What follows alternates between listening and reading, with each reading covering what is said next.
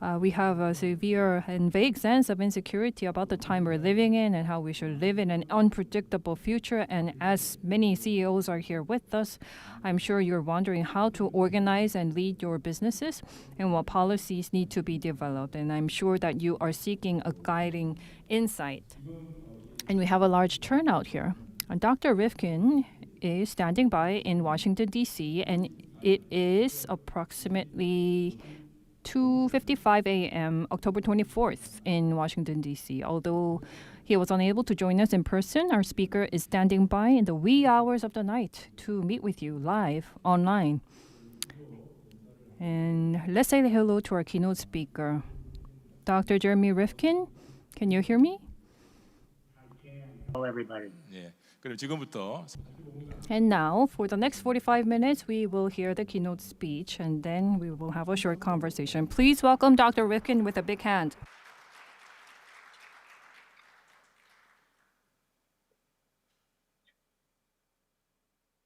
Well, hello to all of my friends in the Republic of Korea.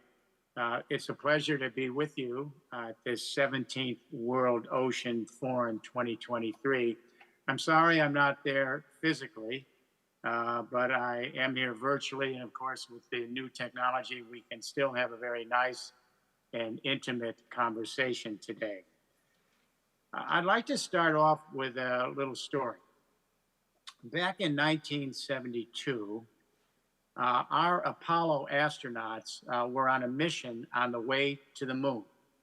And as they closed in on the moon, one of the astronauts took out a little home camera and he focused it back on the planet Earth and took a photo. That photo changed history. Let me explain. We have come to believe that we live on a land planet, a verdant, green land planet. But what that photo showed was that the planet was not green, it's blue. And this changed our entire concept of the planet we live in. We live in a water planet, not a land planet. And this photo was the beginning of a conversation of how we changed the way we live on a water planet. Now, let me share a little parable. There were two little fish, young fish, swimming in the ocean. And in a while, an old fish came by and said, "Hello, young men, young fish. How's the waters here today?" And the young fish looked at each other, and then they just kept swimming. And a few minutes later, one of the young fish turned to the other young fish and said, "What the hell is water?" What this means in this parable is that water is the medium. Water is the planet. We're so used to it, we don't think about it. But it really changes the way we think of life when we realize that this is actually a water planet. So water covers 70% of the Earth. Interesting enough, scientists are now saying there may be upwards of 3 to 4 more oceans underneath our oceans in the mantle of the planet that have been fixed, and we don't even know about them at this point in time. The World Wildlife Foundation just issued a study. If you want to look at the financials of the water planet, it turns out that the use of water represents $58 trillion a year. That's 60% of the GDP of the world. By 2050, however, 3.5 billion people, nearly half the human race, will be living in countries with water insecurity, not enough water, and that is really a devastating statistic. And the World Bank is now telling us that the amount of water available per person on this planet has been cut in half in the last 50 years. There's only half as much water available per person today than there was a half century ago. That's a devastating statistic. 20% of all the remaining fresh water on this planet is all contained in the 5 Great Lakes of the United States and Canada.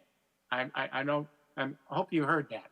20% of all the remaining fresh water available on the whole planet is in the 5 Great Lakes covering the US and Canada. Over 1 billion people now live in countries with problems with water which may force mass migration in the next 30 years. 19 countries are risking their urban environments that are on the coastlines being taken under by the waters over the next century. And this is really an alarming statistic.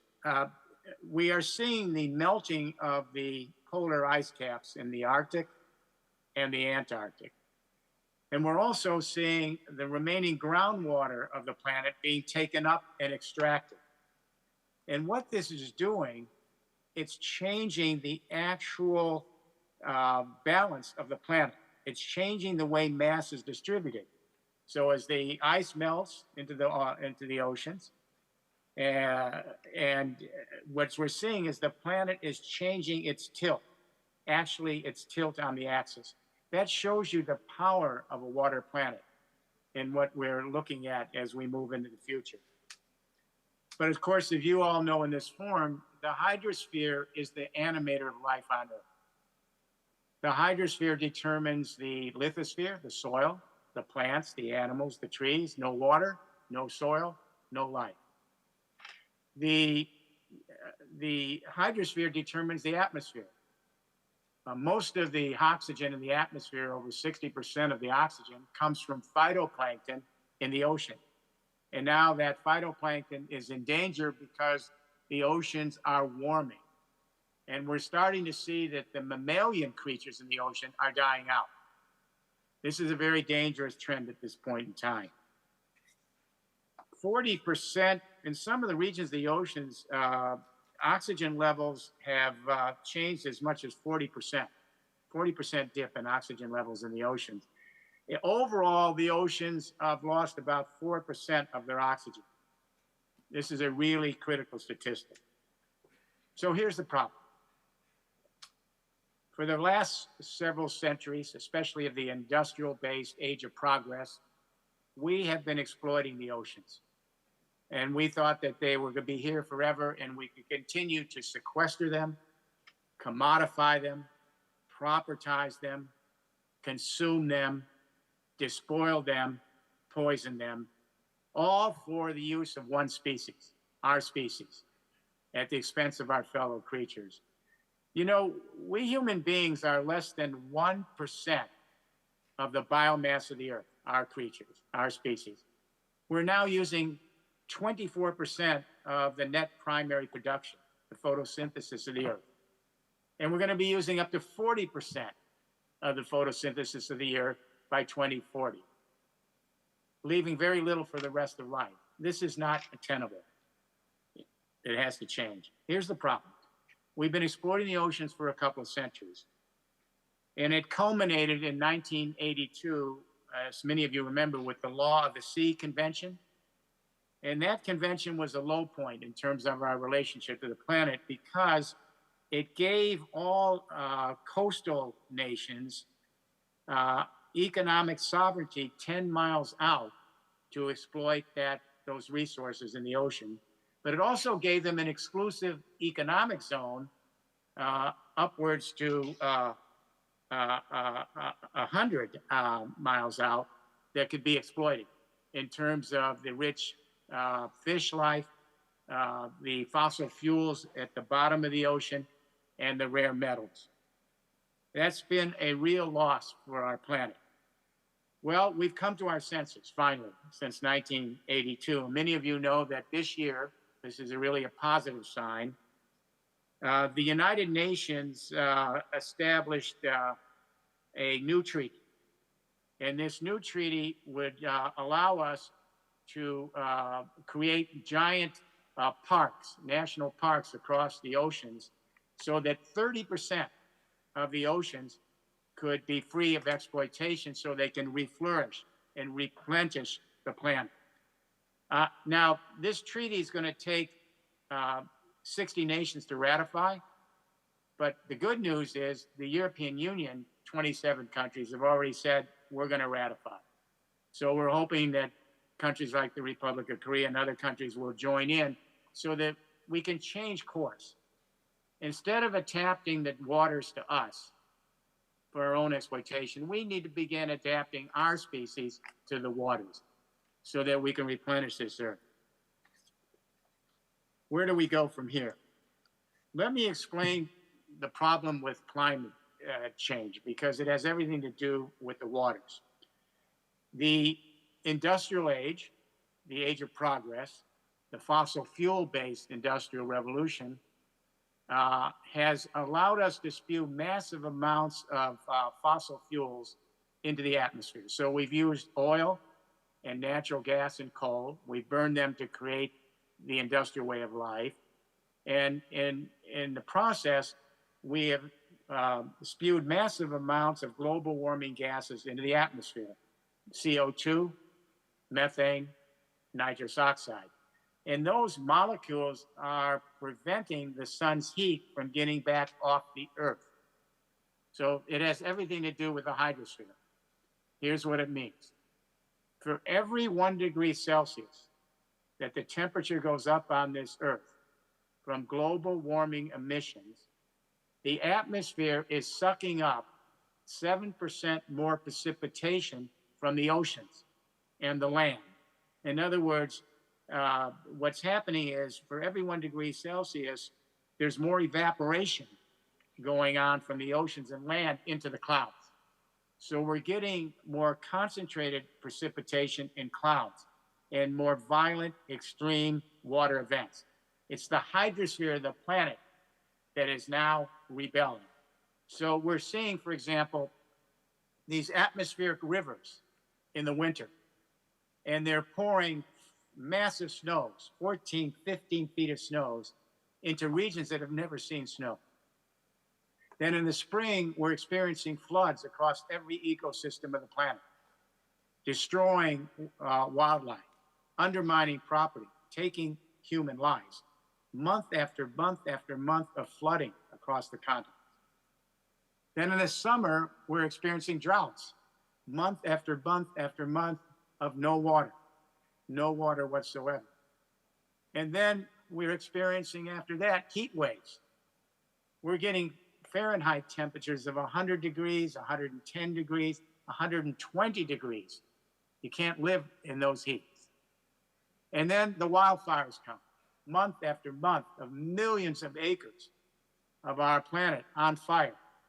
The whole atmosphere turning bright orange. Whole communities destroyed in an instant. Then in the fall, we're getting the hurricanes and the typhoons. What's happening is that after 2 centuries of an industrial-based fossil fuel revolution, the hydrosphere now is rebelling, and it's changing its course.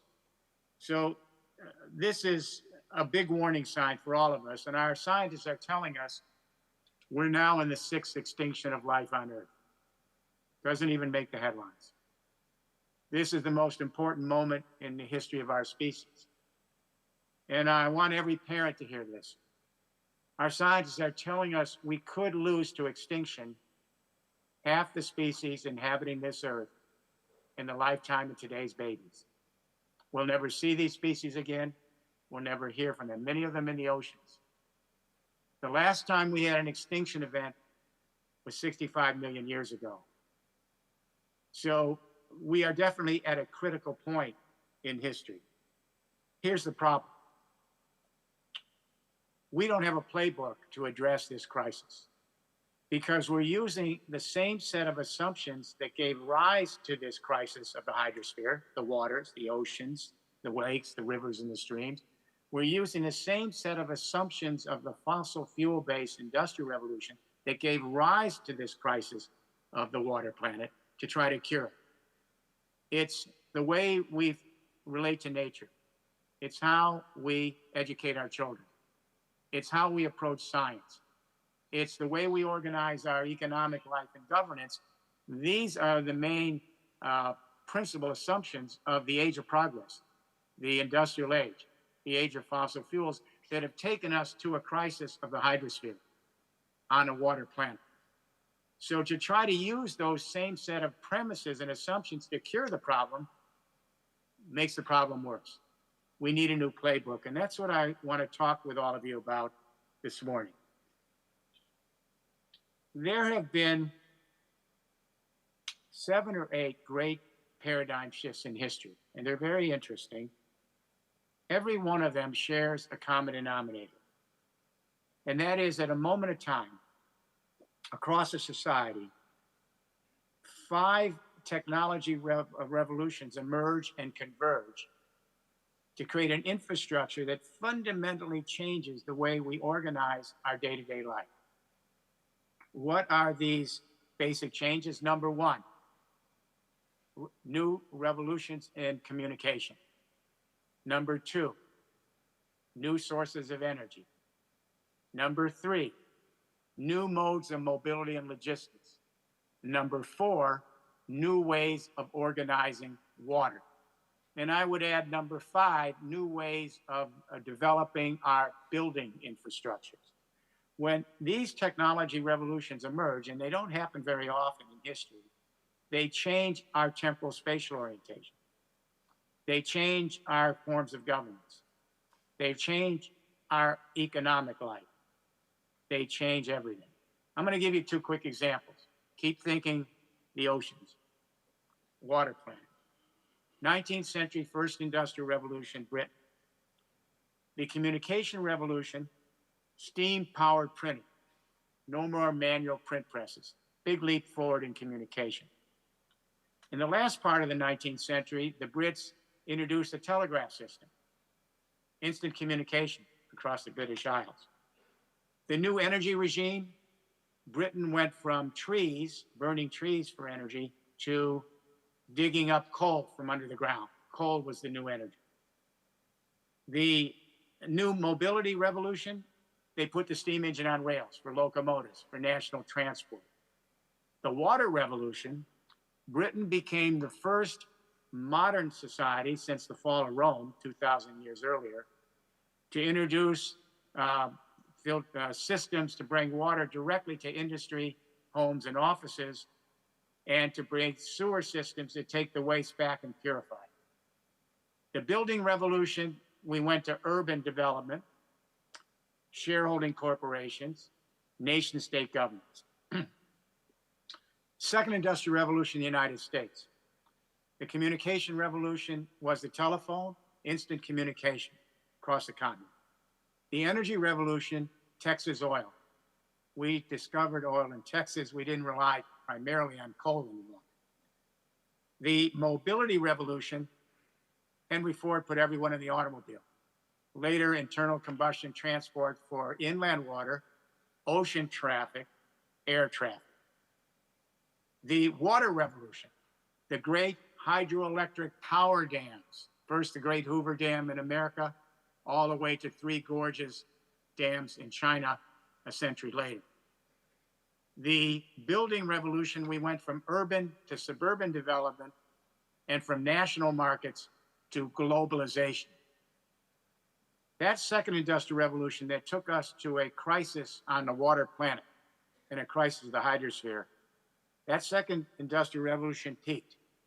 We know the date, July 2008, Brent crude oil hit $147 a barrel in the world markets. If you remember, the whole global economy shut down. That was the beginning of the long end game for a fossil fuel-based industrial revolution that's wreaked havoc on the Earth's hydrosphere. The reason is everything depends on fossil fuels. It's not just our powering our vehicles and for industry, our food additives and preservatives, our pharmaceutical products, our synthetic fibers for clothing, our construction materials, all fossil fuels. So when oil goes over 90 a barrel, all the other prices go up. Inflation, and then shutdown. I don't think anyone here today believes we are in the sunrise or the plateau even of a fossil fuel-based civilization, which has taken our great oceans to an end game. So where do we go from here? Let me share an anecdote. I taught at the Wharton School Advanced Management Program for 15 years. I'm a graduate of Wharton myself, but that's the oldest business school in the world. And in the advanced management program, we bring business leaders and CEOs and government leaders in for 5 weeks of advanced training and education. On the first day, I say to my CEOs, I want you to go back to your dormitory tonight. I want you to think of the worst crisis that could confront your company while you're the president of the company. Come back and report to the group. They do. It's an interesting exercise. Then on the second day, I say to the CEOs, go back to your dormitory tonight. Think about the worst crisis that could face your company, and then think about how that crisis could be your greatest opportunity. Crisis creates opportunity all through history. We are facing the greatest crisis in history, the sixth extinction of life on planet. What this means is the entire infrastructure of this world is a stranded asset. Our communication, our energy, our mobility and logistics, our way we organize our water, all of these are stranded assets. The building environment, it's all stranded because none of this infrastructure that we have built during the first and second industrial revolutions of the 19th and 20th century were prepared for a hydrosphere that's totally changing. The waters, totally changing. And that means the atmospheric rivers in the winter, the spring floods, the summer droughts, the wildfires, the fall hurricanes. So now that the hydrosphere, led by the oceans, is beginning to transform itself, we need a new infrastructure. And that's what I want to talk with you about today. We are on the cusp of a third industrial revolution. By the way, I know there's talk about a fourth industrial revolution. It's really all part of a third industrial revolution. It's a revolution about AI and big data and analytics and algorithms to bring together a new infrastructure for communication, energy, mobility and logistics, and how we organize our relationship to the waters of the hydrosphere of the planet. Here's the revolution. The communication revolution is the internet. We have 4.5 billion people connected, and in the palm of their hands, a teeny little smartphone with more computing power than sent our Apollo astronauts to the moon. That is true power to the people, completely distributed power at very low to near zero marginal cost. Now that communication revolution, the internet, is converging with a second internet, an energy internet. We now have millions and soon hundreds of millions of families and homeowners and local businesses and communities who are harvesting the sun and the wind where they work, where they live, in their communities. And they're storing it in batteries and in fuel cells. And the surplus energy they're not using, they're sending it up on an energy internet, again, using AI, big data, analytics, and algorithms to share solar and wind across regions and now continents, and in 20 years under ocean cables and across time zones. So when it's sunny in one part of the world, we can send that energy to the other part. When it's nighttime and a lot of wind in another part of the world, we can share that energy in daytime zones. These two internets are converging with a third internet, a mobility and logistics internet made up of electric and fuel cell vehicles powered by solar and wind from the energy internet. And these vehicles are increasingly autonomous. And again, using AI, big data, and analytics to share mobility in vehicles that are autonomous across the world. These three internets are converging with a fourth internet, a water internet. This is a big shift in the waters of the planet. What's happening is this: we're not running out of water. People hear floods, then they hear droughts, then they hear floods, then they hear droughts. What's happening? We're not running out of water. The amount of water on the planet has been here since the beginning of the planet and will be here to the end. The problem is it's changing when, where, and how much water comes down. The last 10,000 years, nice climate, the Holocene, the water was predictable. Snow in the winter, melting in the spring, providing water to put the crops in, etc. Now, the water is changing. The hydrosphere is revolting. So what's happening now is that we have to begin to work with the waters than against the waters. So where does this lead us? Where do we go from here? There's a water internet emerging. We are going to begin to harvest the water when it comes down on our roofs, on our buildings, in our catchments. Then we will bury that under the ground in water internets, very, very high-tech water internets, millions and millions of them, and then distribute them with AI, analytics, and big data across communities when we need them. So when it's drought, we can take that water, and then we can use it for industry and for humans to drink and for irrigation. So this is a big shift forward. We're also creating devices already starting to commercialize in the United States to actually repurify the water on site in your buildings, in your offices, already here. So you can take the non-potable water that from your bathtubs and your wastewater from toilets, and overnight, the little machine in your house or your building or your hotel can purify it for the next day. Potable water is coming soon thereafter. So this is the revolution. And this third industrial revolution really is a basic change in the way we organize our day-to-day life. It's going to take us from globalization to glocalization. This is very important for ocean traffic to understand this. What's happening is this. There is a revolution going on in industry that's going to affect how we deal with the oceans in terms of ocean logistics. It's called 3D printing, fabricated printing, if you will. In the industrial age, we use what we call subtractive manufacturing. So if you build a house, for example, or make a machine, you have a lot of material, but you have to pare down that material to create the final machine or the final building. So you lose a lot of it. So if you're making a building, for example, you have to get rid of some of the bricks. Maybe you have to change the way that you cement the house, etc. Now there's something called fabricated printing, 3D printing. It's additive, not subtractive. You do not lose any material. So here's how it works. You take a feedstock. It can be cement, but that gives you CO2. You can use glass. You can use sand. They're now using clay. And you can heat up that clay, and then the software will pour out the clay to build a house. You can build it in 24 hours, 48 hours. This is already happening.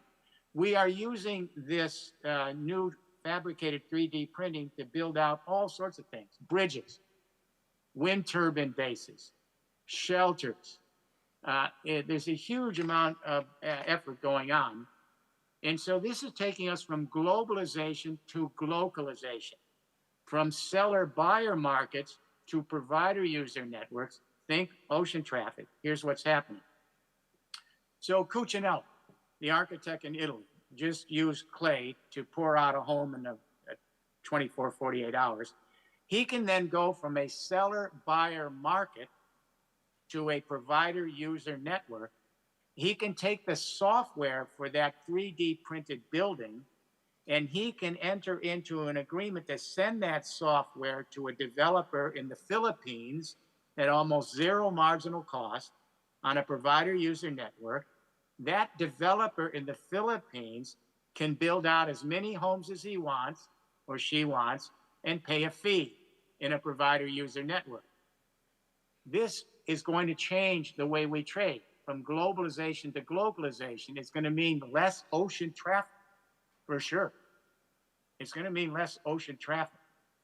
And also, now that the hydrosphere is rewilding, it's making the oceans more difficult to travel for logistics.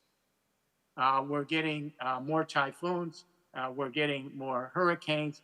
We're getting a lot more disturbance for both ocean and atmospheric transforming of basic products around the world. So this shift from globalization to localization is a very big deal. It's going to help us improve the waters of the oceans. We don't have to have all that pollution. And I think this is a big leap forward. And it really creates a huge amount of new economic opportunity and employment all over the world. We're going to be shifting from geopolitics to biosphere politics. This planet is a living entity. The hydrosphere is the prime mover. It determines the lithosphere. It determines the atmosphere. It determines the biosphere. And what we're going to see is a shift more to bioregional governance. What do I mean by that? Climate disasters don't care about political boundaries. The floods, the droughts, the wildfires, they affect ecosystems. So we're going to have to begin to stretch our governance. We're not giving up national borders or regional governance, but we have to extend them to bioregional governance, especially along coastal lines and around seas and lakes. And we have to begin to share them, and I'm going to give you two examples. In the United States, we have two bioregional governances. They're already here. They've been here for 25 years. There's one in the Pacific Northwest, Washington, Oregon, Montana, Idaho, and they're partners in Canada who share the same ecosystem. British Columbia, Manitoba, Saskatchewan. They understand that this is a commons. This ecosystems and its impact with climate change has to be stewarded for all of these various political entities. So they share legislation, they share economic opportunities because they need to maintain that commons for the future. Millions of people depend on it. There's another bioregion, the Great Lakes. The 8 U.S. states, the 2 Canadian provinces on the lakes, they share that commons. They legislate because they need to know that that is their future. China has just announced its 8 ecoregions. Other countries will soon follow as well. So these are some of the major changes going on. But I want to switch gears now. As we talk about the oceans and we talk about the hydrosphere, we really need to rethink what it means to be a human being on a water planet. And there's something very interesting going on, and the Republic of Korea is right in the middle of it. There's a new project, and I spent some time in my book, The Age of Resilience, on this. It's called the Human Microbiome Project. It's a revolution. And so the National Institute of Health, it's only 2 blocks away from my window here, all the great scientists in America, have joined with 5 other countries, including your country. 5 countries are doing this, including the scientists in the Republic of Korea. What they're telling us, and I want you to spread this word to all of your friends and family, each person in this room today is an ecosystem. We're not talking about an analogy, literally an ecosystem. And that is our bodies, our semi-permeable membranes that are taking in the water from the planet, the molecules into our cells, tissues, and organs. 60% of the body is water. It moves our bodies. Then those molecules go somewhere else. It's taking in the elements from the lithosphere into our cells, tissues, and organs. The phosphorus in my teeth, that came from a mountain. The mountain was degraded by the hydrosphere, the waters, into sediment. Those elements then go into the soil, the plants, the animals, then into my tooth. Then they go somewhere else when they're done. They don't disappear. They're telling us, for example, that the body is changing every moment. The mature human skeleton, all of you have a skeleton, you know it's replaced every 10 years. The entire skeleton of your body is a totally new one every 10 years. The liver every year, the stomach every month. It gets more interesting. We're not alone in our own bodies. We're not alone. It turns out that there are millions of other creatures in our bodies. The fungi, the archaea, the bacteria, the viruses. And only 44% of the cells in the human body are human. The rest belong to these other millions of creatures. That's amazing. Only 20,000 human genes in the human body. Millions of other genes belong to these other creatures. So the United States, NIH, Korea, and 4 other countries have come together, and they're trying to tell us we're not alone.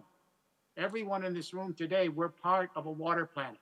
The hydrosphere is the first mover. It animates all else. And the great oceans, their health is the health of this earth. And so instead of being afraid of nature or trying to distance ourselves or hiding in the metaverse behind a screen because the planet's hydrosphere is revolting, that isn't going to work. We have to understand that we are part of an animated life on this planet. All of what I'm saying to you today has everything to do with saving the oceans. It's about the waters, but we have to have a larger narrative. We have to understand it. And this is where the Asian culture may be the lead for the 21st century. In the West, we have come to believe that human beings should dominate nature. It goes back to the Bible, Abrahamic religions. In the Abrahamic religions, you know, in the book of Genesis, the Lord says to Adam and Eve, I'm giving you paradise. You're in the Garden of Eden. Do not eat the apple from the tree of knowledge. I will expel you. Well, Eve eats the apple. The Lord expels Adam and Eve and says, now you will have to live by your toil. But I will give you, Adam, a gift. I will allow you to be the master of nature. Human beings will master and dominate this planet. That mandate, various incarnations in the West, culminated in the hydraulic civilizations, the age of progress, the fossil fuel industrial age, and it took our great oceans to a collapse and all the rest of the hydrosphere. And so, why do I say this? In the East Asian cultures are very different.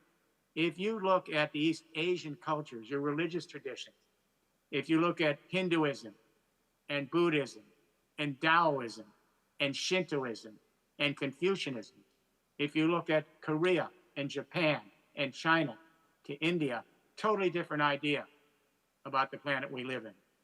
Not that we are the dominators or the masters of nature, but we harmonize with nature.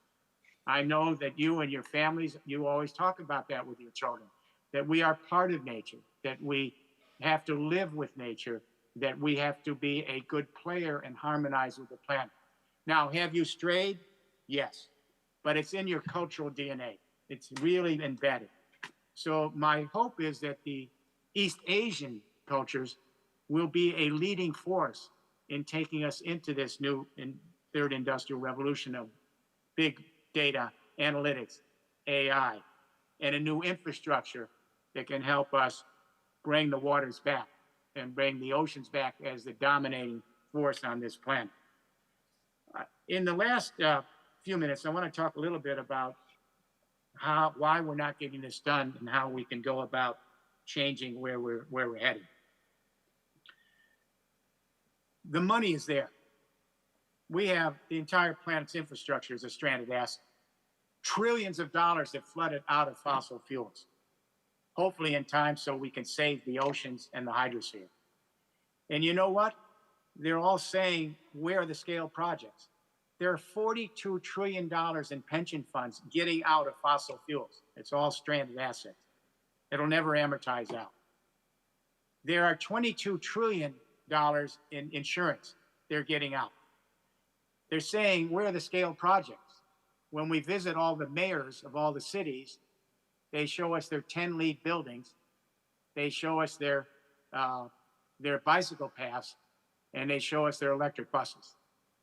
What the industry is saying is we need scale projects. And here's where Korea and other countries come in very importantly. I know there are many countries here today, but you have all the industries needed to make this transition. Very, very forceful industries. I know in Korea you have, for example, SK Holding for construction, real estate. You have Samsung, the leader in electronics. You have Hyundai in the auto industry. So all of those sectors for communication, energy, mobility, and logistics, and waters are there.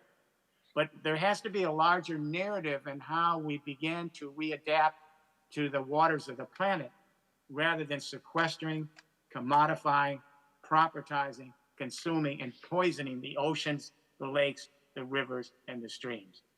We have to change the way and reharmonize with the earth. In the last few minutes, I'd like to share something hopeful with you. The Smithsonian Institution, that's all of our anthropologists in America. They did a study recently, and it's very heartening. They asked, how did our species, Homo sapiens, survive? This little creature with little mammal with not much strength, 2 little legs, no fur, how did we survive?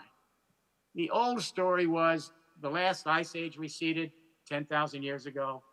Nice climate came in. We stopped hunting and gathering.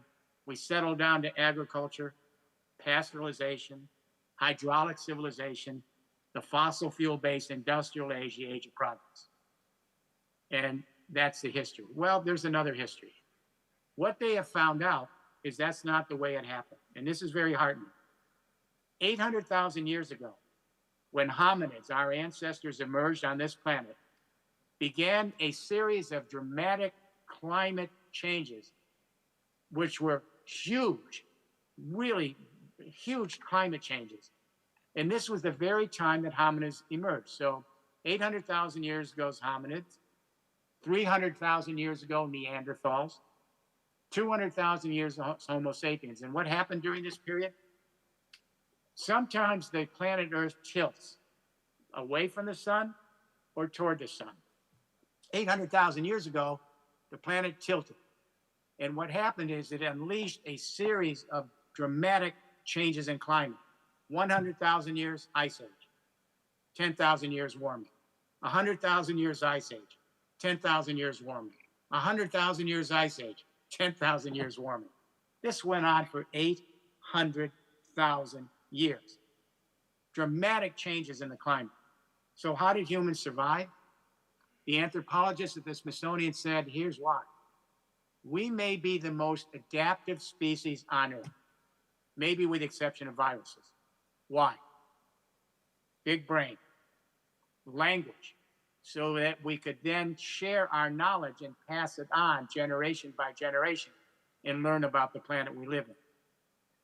An opposable thumb in the most dexterous hands of any creature so we can make tools and technologies. And lastly, most important, we have empathic impulse in our neural circuitry, not up here, mirror neurons in our neural circuitry that allow us to empathize with each other and even our fellow creatures, to experience their danger, their grief, their joy, as if we are literally experiencing in our own body. This allows us to be the most cooperative of species. Now, sometimes we kill ourselves and destroy each other, but overall, empathy has emerged and evolved over history. Now, our young people that are taking to the streets, the Gen Zs, and calling for a climate emergency, they're part of a new empathic drive. And what's interesting about our young Gen Zs, the high school and college kids, their protests are not like any protests in history. They are on the streets seeing themselves as a species.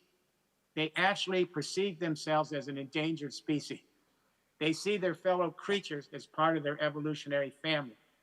All the other divisions that keep us from each other, our political loyalties, our religious affiliations, our tribal blood ties, they're still here. But we got young kids today who see themselves as a species. They see their fellow creatures as part of the family. They see the water planet as their planet. It's called biophilia consciousness. So this water, this great ocean forum that you hold each year, it's so important. Because the next stage in this development now, with this new treaty signed by the UN to bring the oceans back, to reflourish and replenish the oceans, to become a good neighbor and harmonize with the oceans, realizing that the oceans and the lakes and the rivers and the streams that make up the hydrosphere of this earth, this is what animates life in the universe. So the ocean forums that you have been engaged in over these years and bringing countries together, this is a milestone. And what I would say is the next step is to develop the new worldview that goes with it. We're shifting from the age of progress and a fossil fuel civilization, which is now dying, to an age of resilience. And it's all about restoring the oceans, the lakes, the rivers, and the streams. And it's all about creating massive new infrastructure opportunities for every industry, and millions and hundreds of millions of new jobs. So while we're going to use AI and robotics and big data and analytics for the communication internet, the energy internet, the mobility internet, the water internet, and the buildings, we're also going to require millions and millions and millions and hundreds of millions of human beings to lay out and deploy an infrastructure that can heal the water planet and make our oceans vibrant and flourishing again. So I would like to congratulate everyone here for the year upon year that you've been holding these ocean forums. It's really a new light of hope.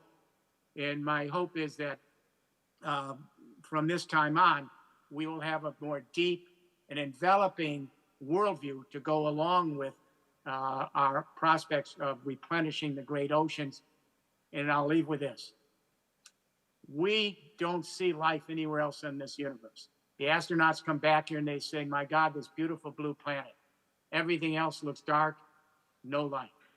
We have an obligation for those species yet to be here and for our children and grandchildren so they can enjoy what it means to have existence on a water planet and to reflourish life for future generations.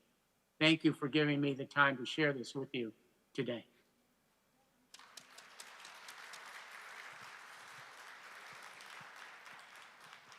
Okay, I can't hear.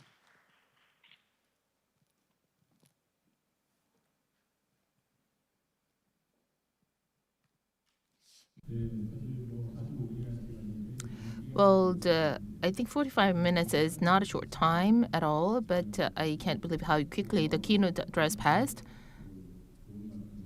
Well, thank you very much. And thank you for sharing your great insight with us.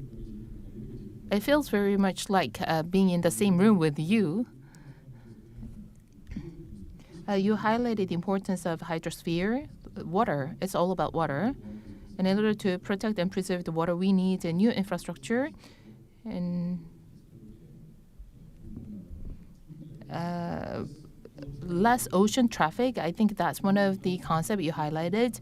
And we are living in Busan, and we need to have higher ocean-borne traffic. But this is something we have to consider and take into account down the road. And now we will have some Q&A session for the next 15 minutes. So let me start with the two questions we have received in advance. And then if time allows, we will open the floor for the questions. So we did some public offering, open call for questions for you, Dr. Liffkin. We have two questions. So let me first read the first question. And you have about 3 minutes for each question because we'd like to ask you as many questions as possible. The first question is from a reader of your book, Entropy, as well as an entrepreneur. The reader is an entrepreneur who imports scrap aluminum from China, melts it down, and exports it as aluminum ingots. Even though the book was published for some time ago, I would like to know how much time we have left to utilize Earth non-renewable resources. Moreover, I wonder if the reduction of Earth entropy is linked to a decreasing population. We have to reduce the size of the population in order to reduce the entropy of the world. Would you please address this question? 3분 드리겠습니다. Yeah, in fact, the first edition of Entropy was published in 1980. It's been a long time. The second one is in 1988. Well, this is very interesting. The population will be reduced. There's a number of reasons why it's going to happen. It's already happened. In 1776, and that was the year that the steam engine was invented and the American Revolution, there were 780 million people on Earth in 1776. 780 million. Today, it's 8 billion. That has everything to do with fossil fuels. We dug up the burial grounds of a previous period of history, the Carboniferous era, and we used those dead remains, animal and plant life, that metamorphosed into coal, oil, and gas to create this industrial civilization. And it allowed us to move from the sun and the wind as energy to all of this stored energy. And it took our population from 780 million to 8 billion. Now that we move out of fossil fuels, we're going to see a decline in population. Also, there's going to be much more migration going on because the long and short of it is there are going to be uninhabitable regions of the world. It's already started. We're already seeing millions of people in the Middle East and Mediterranean, and they're trying to get their way to Europe. We're seeing people from Central and South America going across the border to the US and Canada. So there will be places that will be uninhabitable. We have to get used to that. But we're a migratory species. The anthropologists tell us that's our biological makeup. We usually have longer periods of nomadic life, shorter periods of sedentary life. So we are designed for nomadism. We're going to see more ephemeral cities, more pop-up cities, as we move across migratory corridors with climate change. So it may be a different quality of life, more Spartan, but a good quality of life. But we have the physiology to do it. We are by nature a nomadic population. So again, I think population is will be peaking. All the studies show that by mid-century. It's declining all over the world. And we will see a drop in population over the next 2 centuries to a more livable planet. And that's going to allow the oceans to recharge themselves and reflourish themselves. 네, Thank you very much. The second question is about blue foods. Blue foods are highly nutritious seafood that can replace meat, have low GHG emissions, and can reduce the pollution of water resources as eco-friendly merit goods. By 2030, if blue food production can be raised by 80%, prices can go down by 26% according to statistics. If we could save labor force input with the fourth industrial revolution and place that much of workforce into primary industries such as blue food production, I think this could be in line with the concept of reverting to low entropy. What is your take on this? Well, I think that you're right. Blue food is a real option. It's better for health, et cetera. Of course, we're seeing a big extension of aquaculture around the world, for sure. But again, that's going to depend on reflourishing the oceans. The oceans are becoming acidic. The oceans are heating up. The oceans are meaning that the mammals in the oceans are starting to die. We're seeing dolphins dying on Mars, for example, already. So we have to get the ocean squared away with ocean parks to preserve them so that our fish life, our marine life can come back. That's going to be absolutely crucial. And yes, for diet, that's a real possibility, but it's going to be depending on healing the oceans. And this new treaty from the UN is a good step forward. And I should also say, I want to just back up for a moment on the question of ocean traffic. We're not going to eliminate ocean traffic and logistics, all right? But what we are going to see is a lot more globalization with communication around provider user networks. So the key here is turning much of the ocean into water parks so that we can bring life back, especially the coral, but also all the blue marine life. Absolutely. 네, 일관되게 말씀하시는 부분이 이제 오션. So consistently, you highlighted the ocean recovery and giving it some time to restore itself and to recover. So I would like to open the floor for questions. If there is anyone with a burning question, then we'd like to address the question.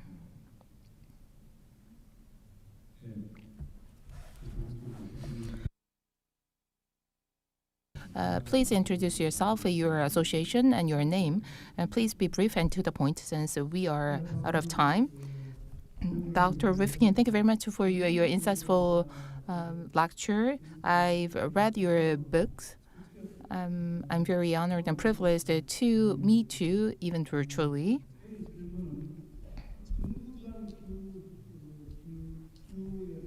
Intergovernmental Climate Organization, IPCC, set the target to cap the global warming by 1.5 degrees Celsius by 2040. And the first question is, do you believe that we can actually achieve this goal? And if we fail, what are the consequences we would have to face? And I think while you address this part, the North Pole as well as Antarctica, icebergs are melting, and then this would change and shift the axis of the Earth. And if that happens, what kind of consequences would that have? These are my two questions. I'm a businessman working in the area of hydrogen refilling as well as the CCS technology. My name is Isute, and my company's name is Pan Asia. Since you are a businessman in the field of hydrogen, I think that is why he asked the question. Please address the question. Well, yeah, I'm glad you mentioned hydrogen. As you know, I wrote the book, The Hydrogen Economy, in 2000, and then worked with the European Commission, and we developed the first multi-billion research into that. So I'm a big fan of moving to green hydrogen for industry and for pipelines, et cetera. Here's the statistic to bear in mind. If we were at 1.2 degrees Celsius rise right now in temperature, if we go up 1 more degree Celsius, which is likely, it means 1 billion people will have to migrate out of regions that are not habitable. If we go to 2 degrees more, it means that 2 billion people will probably have to migrate and start moving north. If we go 3 degrees, it gets even worse. So we are really at the end of a timeline. We have no more time to waste.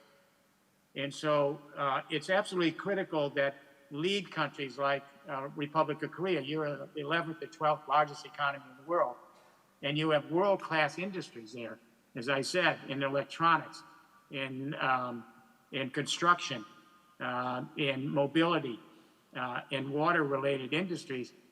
So you could play a very major role as a catalyst working with industries around the world to replenish the hydrosphere.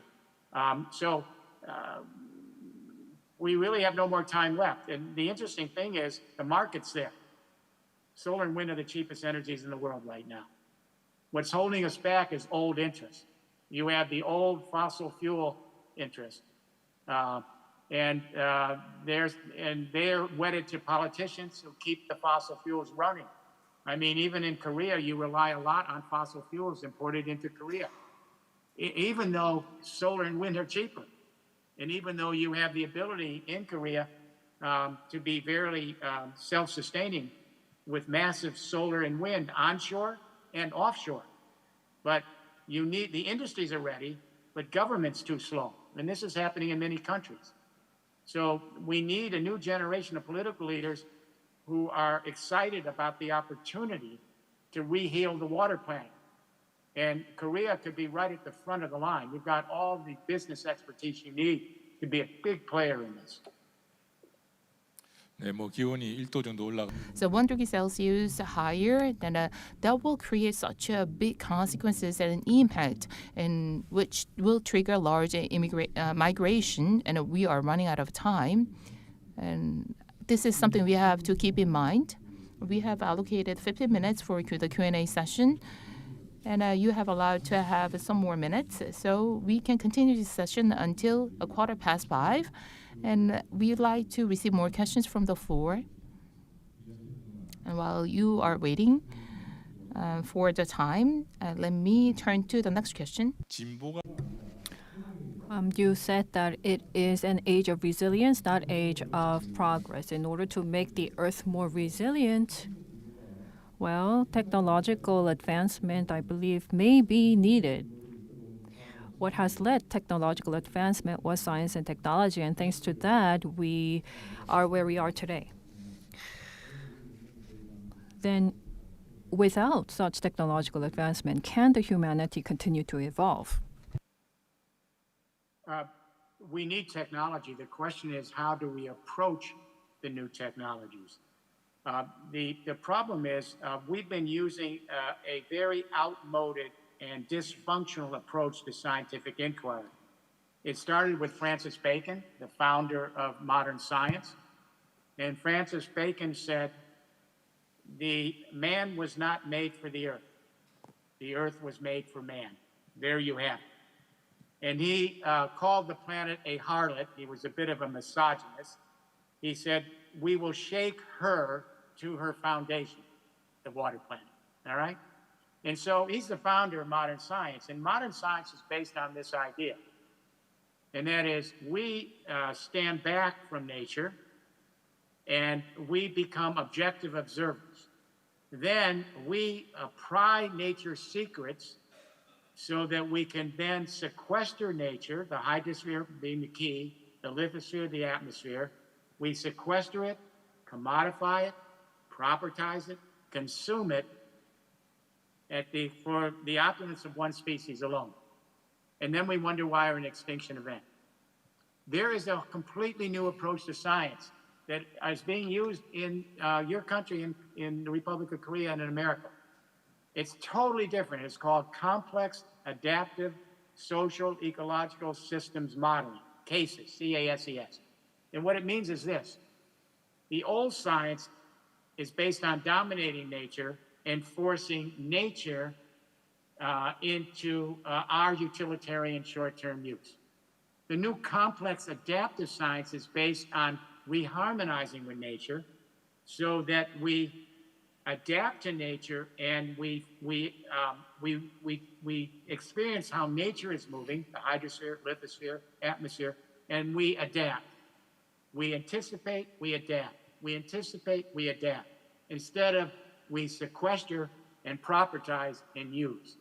So this is complex adaptive systems thinking. You have scientists in your country and many of the other countries here. They're just starting to emerge with this.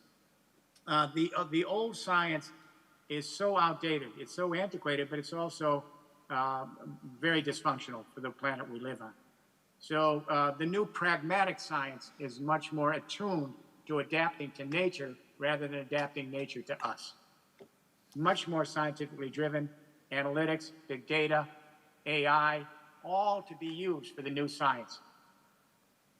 네, 뉴 사이언스에서 말씀. Yes, you mentioned new sciences. This is an age-old question. 선진국들은 이미 많은 것을 이루었기 때문에 Advanced nations have already achieved much. They have the money, the knowledge, and the technology to move into the new technology and achieve carbon neutrality. But in the case of underdeveloped nations or developing countries, they are not in a position to do so. And they may further be pushed into more underdevelopment. And the global south is lamenting this reality. So how can we help the developing nations in terms of development? Many, many years ago, I worked with UNIDO, the United Nations Industrial Development Organization, and their CEO, and we had a moment of enlightenment. I think it was one day over drinks at a cafe. And we realized that in the developing countries, their liability is their asset. Their liability is their asset. What do we mean by that? They don't have any infrastructure in place. That's their asset. It's easier, we realize, to move from no infrastructure to building a new one than it is to having an old infrastructure already in place, and then you have to change it.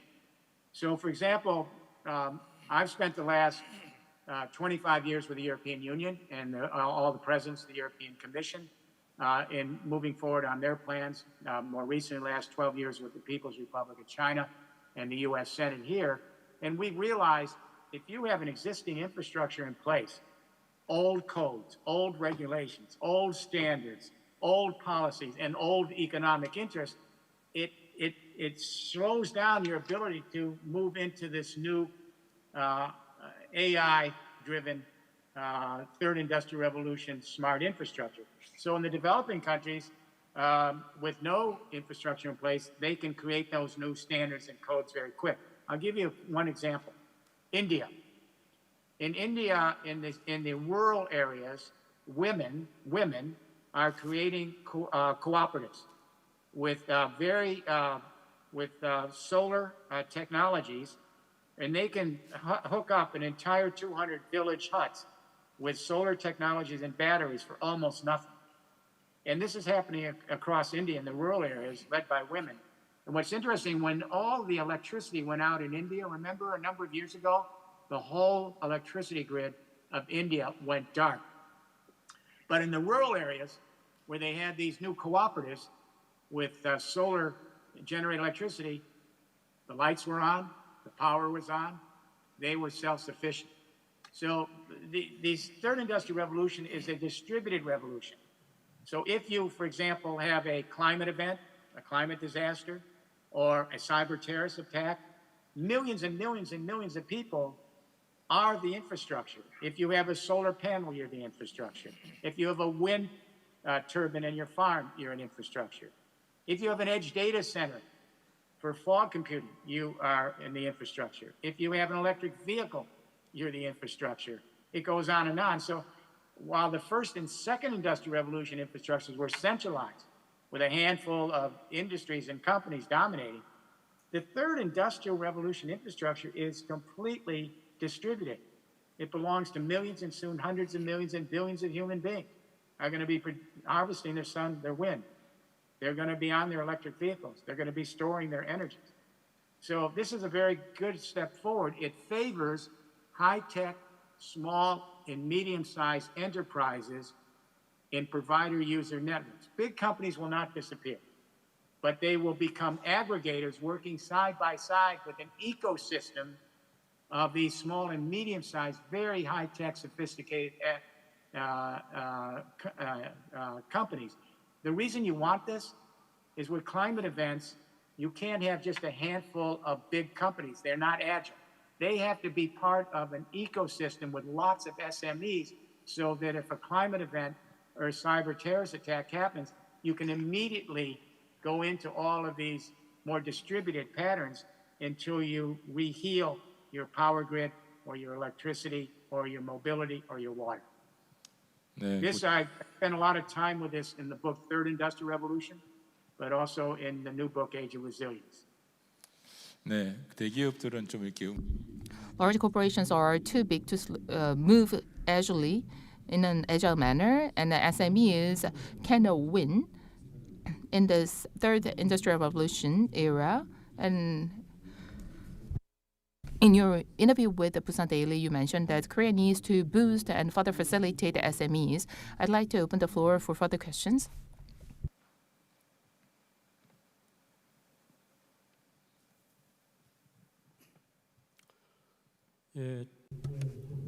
Hello, Dr. Jeffrey Rifkin. Thank you so much for the wonderful talk, and welcome to the WOF. For carbon neutrality, I work at Korea's and the world's best shipbuilding yard. My name is An. For carbon neutrality, I am working as hard as ever. And last week in Greece and then in the US, we addressed the topic of carbon neutrality in a heated conversation. I was a part of that discussion as well. So my question is, well, everyone believes that carbon emissions, the massive carbon emissions all come from fossil fuels. And we are thinking about how to change carbon fuels into alternative fuel for ships. The use of fossil fuels themselves actually can be most efficient at the lowest cost. And the massive amount of carbon emitted, I think, is because the human desire is changing the natural ecosystem. In the shipping and ship market, all technologies for carbon neutrality are completely ready. For future fuel, such as LNG, methane, ammonia, hydrogen, and even SMR, all the technologies are already there. And recently, through many discussion sessions, many countries and corporations have come to grapple with this matter. If we are to use future and alternative fuels to achieve carbon neutrality,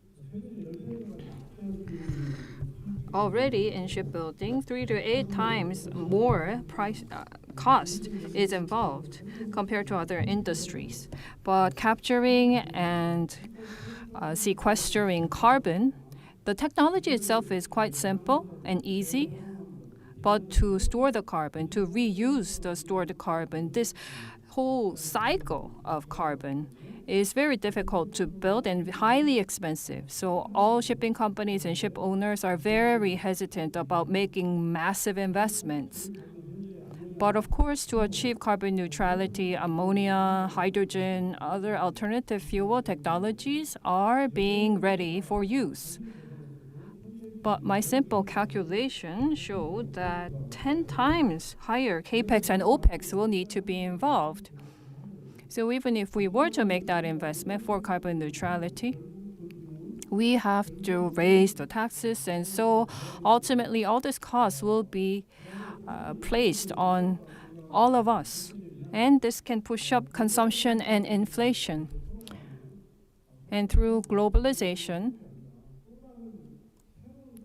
instead of engaging in deeper communications, we may be facing a new change and new challenge. And I wonder what you think about this. And another point, one of your points in the talk was that solar and wind power can be tapped into.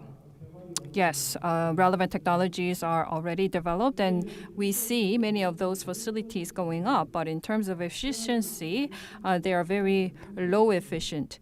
And so this involves massive investment again. If you look to China, South America, Africa, I have seen for myself that this solar and wind power sometimes involves another form of natural degradation, environmental degradation. Of course, in lowly developed nations, they do not use much power yet, but advanced nations do consume massive amounts of electricity, and massive installments of solar and wind power will have to come online. And in that case, the environment may have to suffer a massive degradation.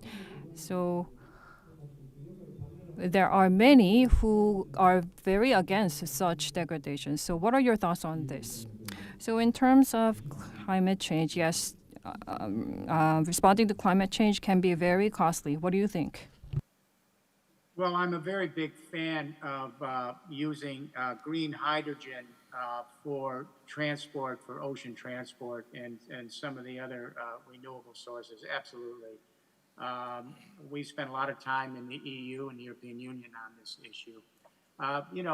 We're going to have ocean traffic. We're also going to have some and provider user networks that will allow us to bypass it. But we're going to have a lot of ocean traffic here. And it's important that in the shipbuilding industry that we really focus on using renewable energies here. First of all, they're the cheapest energies in the world. Why not? Why would you defy the market? When I first started working on this question of energy back in the 1970s, the cost of one solar watt was $78. That's the fixed cost of one solar watt. Today, it's 33 cents. It's been on a plunging exponential curve, just like computers. When they were experimenting with the first computers in the late 40s, and the first computer was at my university, the University of Pennsylvania, UNIVAC. But at that time, the chairman of IBM predicted we'd only need 6 computers for the world. Too expensive. But then Intel, with its chips, they were starting to find out they could increase the capacity and reduce the cost on their chips every 2 years. So now computer chips are very, very cheap in computers. The same has been happening with solar and wind. They're on a falling exponential curve, cheaper and cheaper and cheaper. So the market's there. So I think the more we can begin to explore renewable energies for ocean traffic, the better off we're going to be, and the better off the planet's going to be, because it helps us reheal the great oceans, and they're the key to the whole hydrosphere. 네, 말씀하신 거는 신기술의 So the initial investment may be large, but once we reach mass production, the cost will go down and become much more affordable. I believe that is the gist of what you said. So we have 5 minutes left. Any last burning questions from the floor? Yes, we have one. 잠깐요. 마이크. Please wait a sec. Please use the microphone for translation. My name is Mary O'Neill, and I have two questions. My first question is, what's being done to change the way we educate our young people with the model that you just talked about? I've been around a long time, and I haven't heard the Earth explained exactly the way you explained it today. And it makes sense. I understand it, and I love the ocean. So what are we doing to change how we educate our young people? Because we have old ideas and old models, and it takes a while to make those changes. And we need to do something different about how we educate people so we can actually implement the solutions, because everybody keeps talking, but not much happens. My second question is, I think there needs to be a database that shows different things that people have done to deal with better ways of coping with extreme heat, water. I mean, I just read an article about how the Mayans managed water in Tikal, which was a city of 80,000 people, which is quite remarkable. I've been there. So I think they're like Microsoft or some big data company would be interesting to have a library where you could look and you could see what the Indian women are doing and how that's done, because people don't know. It's hard to find the information. Thank you. 네, 교육 문제를 말씀하신. Thank you very much for touching upon education. So yes, please. This was the last question because it's the most important one. So thank you very much for that thought. Yeah, we really have to rethink our pedagogy and curricula. It's a centerpiece, if you will, of preparing our young people for the very wrong approach to how we live on this planet. When little babies are born, the empathic impulse is in their body. When little babies cry in a nursery, one baby cries, all the others cry. And they actually, little children, when they're around 2, begin to help if someone's in distress. So empathy is part of our basic drive. When 2-year-olds and 3-year-olds and 4-year-olds have dreams at night, 60 to 70% of those dreams are about small animals. In other words, they have a basic biophilia, empathic sensibility to all living creatures because they see that they are like them. They see that they are very similar. When they get to school, they're taught, all of nature is just a resource, not a life force. It's a resource. It's passive. We have to take it, sequester it, commodify it, propertize it, exploit it, consume it, and poison it if we have to in order to increase our opulence. And so the original instinct of a child is to have an empathic embrace and harmonize with nature, and then school takes it away. Here's what we need to do in schooling. And many of my books deal with this, but there's a fairly big section of the Age of Resilience in the new book on this. We need to move to interdisciplinary studies and complex learning. I'm going to give you some examples. My global team of industries have done regional work with regional deployment plans over the years. I'm going to give you an example. Haute-de-France. Haute-de-France is the industrial region of France. And it's a Rust Belt, but it's 10% of the population. It's the home of Marie Le Pen and Macron, the president. So many years ago, the premier of the region asked me, will you bring your global team to do a plan for us? And I said, absolutely not. And he said, why? Because if we do a plan for you, it will sit on a shelf and it'll be a pilot in a press release. It's a waste of our time. But I said, if you want to go back to your region and get the entire region involved to do the plan, your mayors, your chamber of commerce, your universities, which I'll come back to, and bring them all together, then yes, we'll bring in folks to work with you, but you have to develop the plan over a decade and the mapping it out. It's your plan for a third industrial revolution, an age of resilience. Now, usually, these leaders never come back. It's too much. This particular leader came back 6 months later. He said, we brought everyone together. And so, over the 10-year period we worked with them, thousands and thousands and thousands of people and businesses and industries came together, and they mapped out a complete change. 1,200 projects, massive new jobs, tech parks. They did it. Any other region can. Now, the universities were key. The 26 universities, led by Catholic University of Lille, they created a consortium with the 240 high schools to actually change curriculum. So at the Catholic University of Lille, you now learn in teams. And in the team, each person in the team is responsible for some part of the academic experience to share with their colleagues.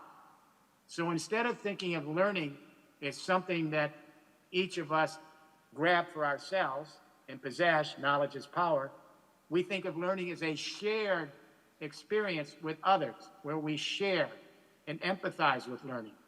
So they have teams, each individual in the team is responsible for the rest of the team. It becomes a commons. And then they learn by teams, all right? And then the learning also has to be in the community, clinical learning. So instead of learning about the environment on a website in a film, go out and steward your local ecosystem. Learn how the community operates. Be a good neighbor and bring in the community with you. They have not eliminated grades yet, but each team passes and fails by their own ability to cooperate. Eleanor Ostrom was the first woman to win the Nobel Prize in economics. She and her husband spent years on the notion of the commons. There's an entire different history of the planet which is never in any business school. And that is that there were, all through history, and they still exist today, commons, where communities come together and they steward their local ecosystem. They don't override it. They don't exploit it. They don't eliminate it. They make sure that the ecosystem can flourish so future generations can live in that ecosystem. And if you go into the Alps today, in the Alps, they still have these commons legal agreements. So there's a whole different history here about cooperating. And I'll share with you this other thought. Japan is interesting. They did something called forest schools in Japan. And what they did is they started, Japan, let me back up. Japan did something like forest bathing. They realized that they were at their desk every day and they were just dying from exploitation of their labor. And they just started walking out in parks and walking out in the forest. It was a mass kind of a thing. And they realized that it brought them back to life. And this isn't just about up here. They now have studies showing that if you go out into the forest or into the parks, your whole metabolism recalibrates, because we have biological clocks in every cell of our body, and they automatically retrain to the natural world around them, the rotation of the planet every day, the seasonal changes. So what does this have to do with anything? In Germany, they have forest schools. They take 3, 4, and 5-year-old kids, rain or shine, snow, whatever, into the woods, into the parks, every day of the year, no shelter, and they just get free to learn about nature with a guide. The kids love it. It's so exciting. It's more exciting than their iPad or their cell phone. and they learn to be acquainted with nature and be biophilic with nature and empathize. And these studies show that those children have more mindful thinking, longer attention span, greater curiosity, more empathic engagement. If we had a school systems like that, we would be in much better condition today. So we have to recreate curriculum based on an empathic engagement and understand that education and learning is a communal exercise. It's not designed for individuals alone to prosper at the expense of the rest of us. This is the great shift that has to go on. I spent some time on the Age of Resilience book on this. So I'm really glad you asked that as the last question. That's our hope. Change our academics, change our pedagogy, clinical learning in the community, interdisciplinary studies, team teaching. 네, 우리 리프킨 박사님께서는 평소에 Thank you so much. I can see how passionate you are about pedagogy and education. We have one last question. 포럼이 The World Ocean Forum, as we prepare the forum, the chair of the planning committee has to grapple with the biggest urgent questions. So let me deliver his question. This could be a very short one. The WOF celebrates its 17th year this year, and so far it has addressed many topics such as AI, smart technology, autonomous operations, carbon neutrality, and many more. What topic would you suggest for next year?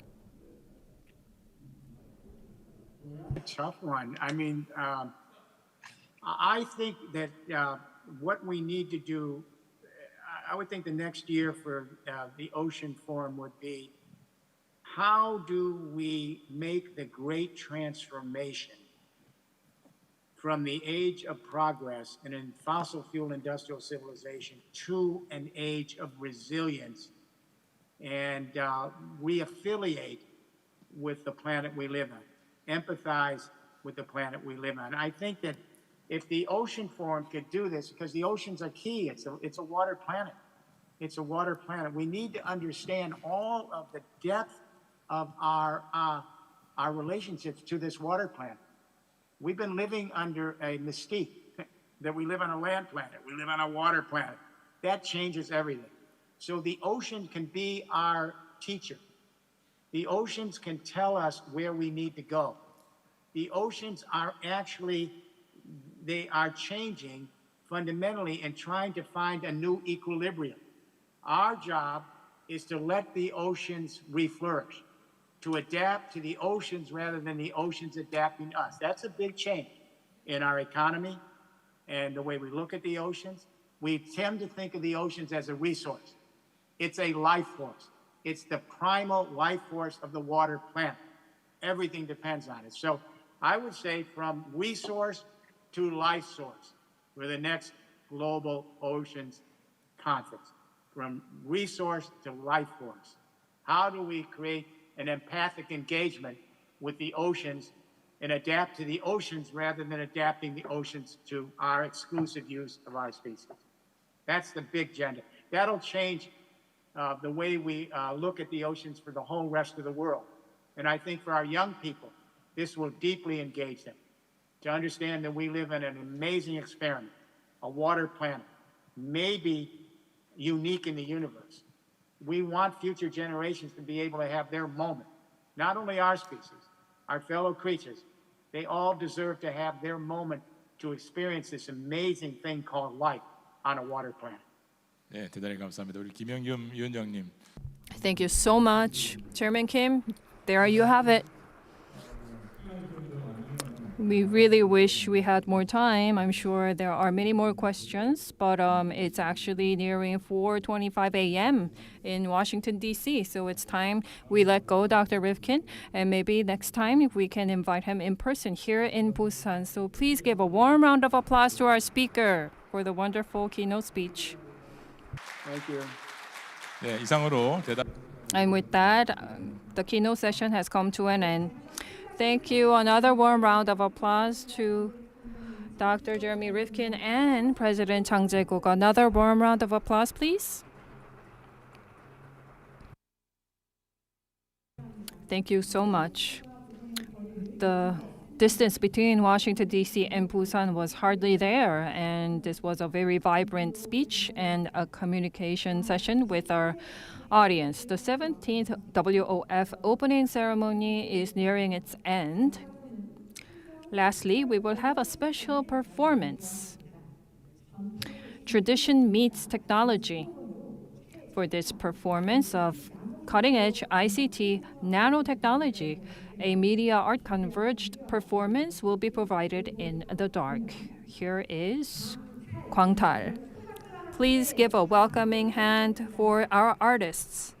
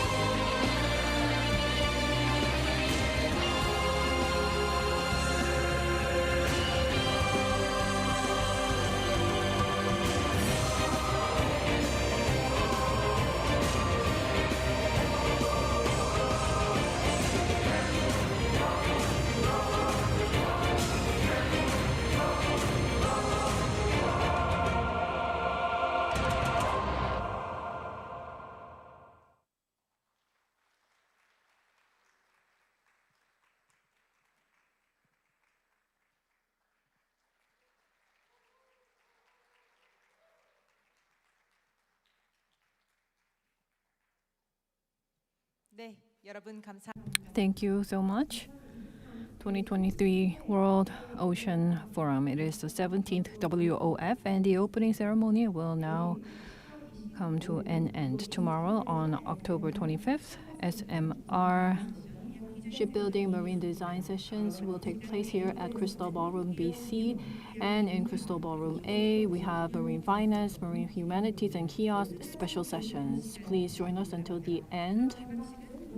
And now this is the end of the opening ceremony. I was Jung Hae-ri. Thank you so much.